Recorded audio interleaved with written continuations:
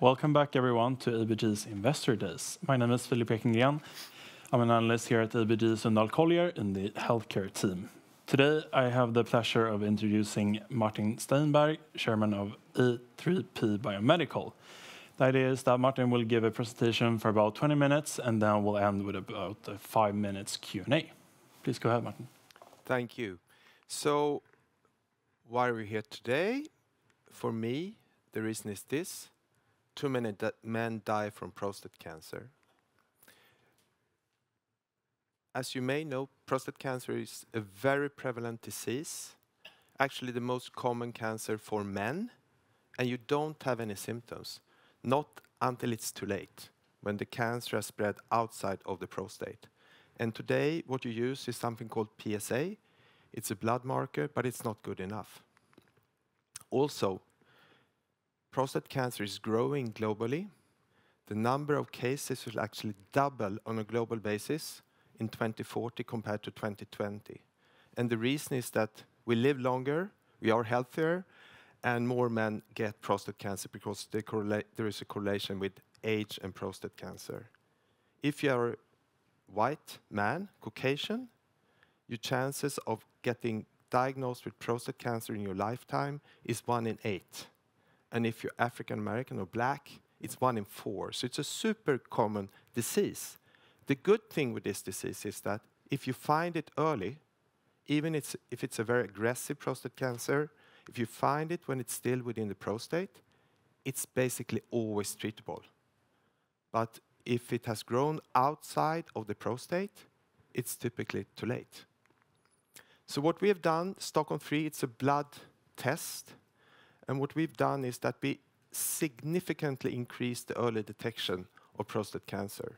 So compared to current clinical pathway, we find 41 to 89% more men with aggressive prostate cancer early.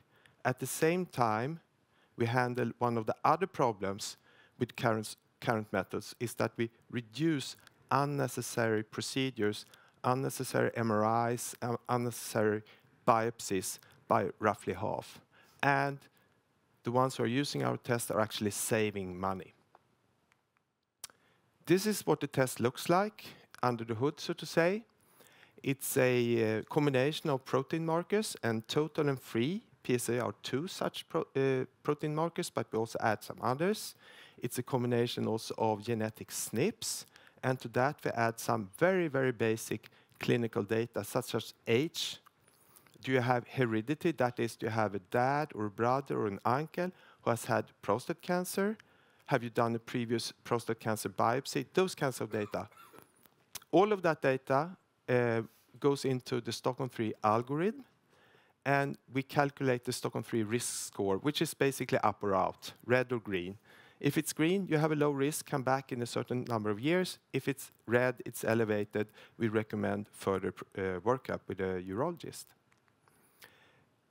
We have an immense amount of data supporting Stockholm 3. We have done prospective clinical studies on more than 90,000 men. This is extremely unusual in the diagnostic world.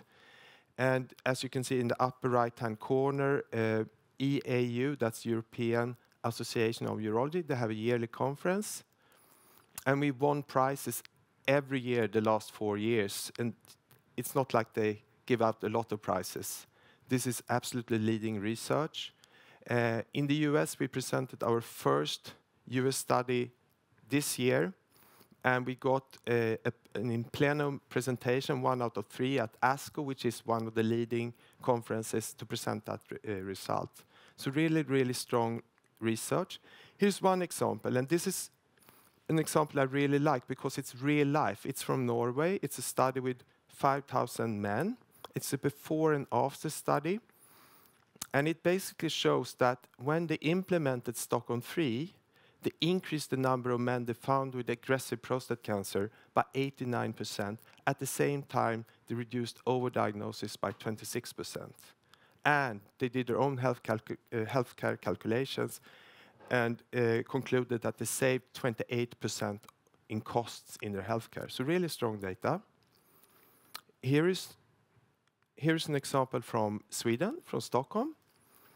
You may know that Capio has been using Stockholm 3 for many years. Here's a study where they followed up 12,500 men from 2018 to 2022 who've been using Stockholm 3. And it's a little bit more complex, but basically what we're showing here in the upper box is that at biopsy, and that's when you really diagnose if it's cancer or not, we reduce the ISOP1s. Those are the benign cancers, actually the cancers you don't want to find. That was reduced at Capio by 46%, really good. And at the same time, the ISOP1 and 2s, those are the ISOP 2s and 3s, those are the aggressive cancers, but which are still within the prostate when you can very effectively treat them. Those were increased by 41%. And at the same time, all the way far right, you could see that the metastatic cancers, the cancers that is really difficult to treat and expensive, those were reduced by 19% compared to other prostate cancer units in Sweden. So really, really strong results. Here's another piece of data.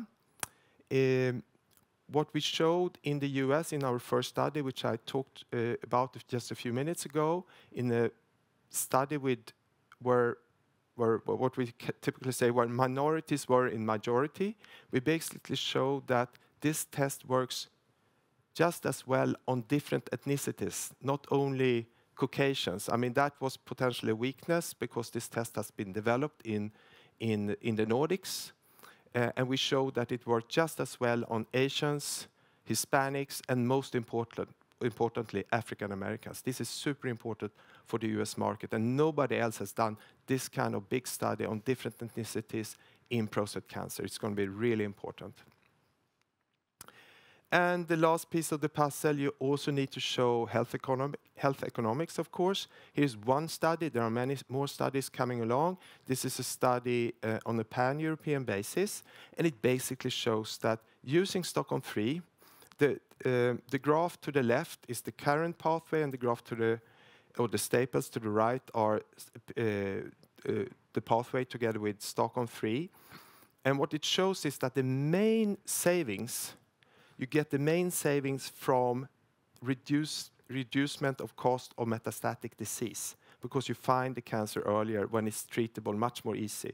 The cost of treating a man with the metastatic disease is about 30 times the cost of treating a man when the cancer is still within the prostate.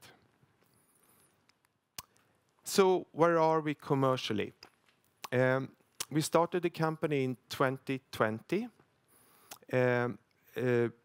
Our first phase has been a proof of concept phase where we wanted to show clinical proof of concept, which we really have done, and get key opinion leader, KOL awareness. And now if you look at our key opinion leaders who's on our scientific advisory board, it's really who is who in European urology. And we're building exactly the same in the US, so really strong support from key opinion leaders. The delivery method has been our own lab in Uppsala. We are otherwise the head office here in Stockholm.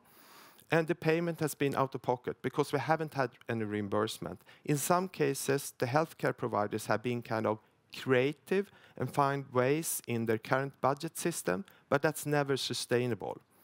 So before you have reimbursement for a diagnostic test, this is what the revenues look like. So we kind of going up and down between 10 and 20 million. You don't really get anywhere before you get reimbursement in diagnostics. And that's why it's so exciting to move into the next phase, which is what we call early majority. The test is being used for clinical use. We're setting up the test on external labs in our key markets. I'm coming back to that. We are moving to a SaaS business model where the partner lab is doing the wet lab part, sending the data to us in a cloud solution, and we're sending the answer back. So it's basically selling as a software model, and we are getting reimbursement. That's what we're moving into now.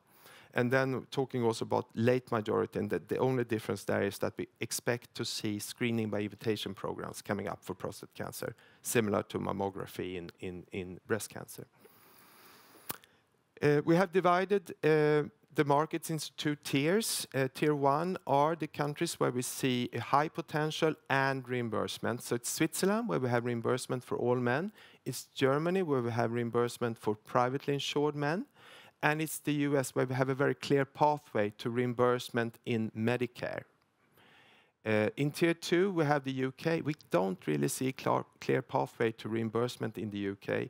And Sweden, it's basically because it's our home market. We need to do something here, but it's very difficult to sell diagnostics in Sweden. And then we have a couple of prospects. So Switzerland, we have reimbursement. We're partnering with the third biggest lab in Switzerland. They're called Labor Team. We did the tech transfer. We finalized that in October this year. We started in November. So super exciting times. We have reimbursement. We have the lab in place in Switzerland. Same thing in Germany. We have the reimbursement for privately insured men. About 10 to 12% of all men are privately insured. So it's market-wise, currently it's about the same size as Switzerland. We're partnering with Wismlinghof, which is the biggest privately owned lab in Germany. And we just recently completed the tech transfer, and we're starting off there now. Very exciting as well. In the US, we don't have reimbursement yet, but we have submitted our technical file to the so-called MolDX program within Medicare, which is handled by one of the MACs. It's called Palmetto. And they have a LCD, local coverage determination. It's basically, think about like a call, where they're looking for risk stratification of prostate cancer, and we fit perfectly in there. So we hope to get first feedback from them in the beginning of next year. We're partnering with Biolytics based in Boston. We have completed the tech transfer, and we already got the price, $760 per test. Just for reference, in Sweden, we typically sell the test for between 2,500 and 3,000 SEK.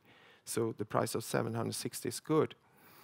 Now, Tier 2, Sweden, we are being used in the only screening by invitation program in Sweden in one region, that's Värmland, but it's a small region. We are being piloted in the Stockholm region. It's a big region, but it takes a long time for Stockholm to make decisions. So we don't really see a clear pathway for that yet. In the UK, which is also Tier 2, we are partnering with TDL. That's the doctor's lab. They're part of Sonic, which is the fourth largest lab in the world. They are selling out of pocket primarily in London. Interestingly enough, we are getting support from the Prostate Cancer Research UK. So things are moving in the UK. So it might change that at some point in time to Tier 1. We'll see. And then we have a number of prospects. Brazil, where we're working with South America's largest lab, Detta. We're doing a validation study there. Brazil is interesting. 220 million inhabitants. Most of them are poor, but there's about 40 million which are middle class and upper middle class with private insurance. So that's an interesting market. United Arab Emirates, that's interesting because they want to do a screening program with Stockholm 3. We'll see how it goes. And France, they have a central process which we are included in. That can take some time. But that's where we are, and if anybody asks me where we're focusing, I'm saying we're putting 90% of our time on the stuff to the left. That's the Tier 1 markets. And here is our business model again. So we work with external labs. They do the investments in the equipment. We do a lot of validation, so it works. So we make sure that they have the right quality. They send the data from the wet lab to the SaaS up in the cloud, which is our algorithm. We do the algorithm calculation, and we send back the risk score to them, and they send them back via their LIMS, their lab information system, back to the treating doctor. It's a very scalable business model, and extremely high gross margins, of course.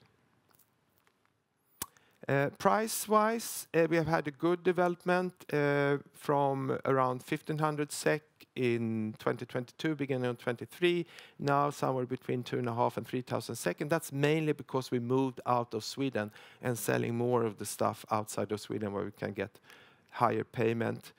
When we move to a SaaS model, the price will go down a little bit, but not much. So it will be around 2,500 in Europe. In the US, it will be another story. We have 245 million SEK in the bank. We raised 400 million in the last round in 2022. I would say we have about 3 years run rate on this 245. And to sum it up, then we have a unique product with significant market potential, very scalable business model, high margins. We are, which I haven't mentioned before, included in the guidelines for Europe and the US. We have support. We have really strong support from the key opinion leaders. They've been looking for something like this. We have a strong cash situation and also very strong IP protection.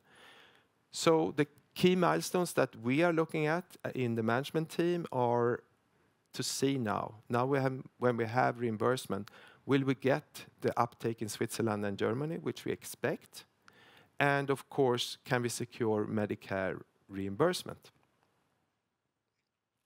Thank you. Thank you, Martin. First, I'm interested in hearing about what type of feedback you get from doctors and patients using the Stockholm 3 test. So doctors are, I mean, it's the problem with the current blood test, PSA, which I guess since there are mainly men in this audience here, most of you know about, is that it's so imprecise. And here is a test that's much more precise, especially for men, for doctors in primary care, which this test is supposed to be used in. They love this because they get a very simple answer and get a much more precise answer. And men, of course, are happy because we find the cancer earlier when it's still treatable. Mm. And on that note, what makes your test unique? Well, we typically talk about two things when it comes to this test. We talk about rule out and rule in. Rule out is basically if you have an elevated PSA level, instead of going on for an MRI or directly for a biopsy, you can use our test and reduce the risk of having to do that. That's rule out. And there are other tests. You don't find them in Europe, but you find them in the US that can do the same. Not with the same kind of science that we have, but more or less similar performance. But where we're truly unique is that we find men with low or normal PSA values from PSA 1.5 nanogram per milliliter up to 3. That's totally unique, and that is really the big selling pitch when we move outside of Sweden, actually. Cool. And your business model seemed to reassemble that of a software company. You talked a little bit about it earlier. Could you elaborate a little bit on it? Yeah, so we actually see ourselves as a more or less like a software company. That's where we put a lot of resources to make this easy to use for our partner labs. We are not interested. We are not investing in labs. We are, which is a huge advantage. Obviously, we are not selling reagents. We have reagents that where we have IP, but we're not trying to sell reagents. That's not our business. We sell ticks, and with a very high margin, basically. Mm. I understand that you have some high-profile individuals on your advisory board or your scientific advisory board.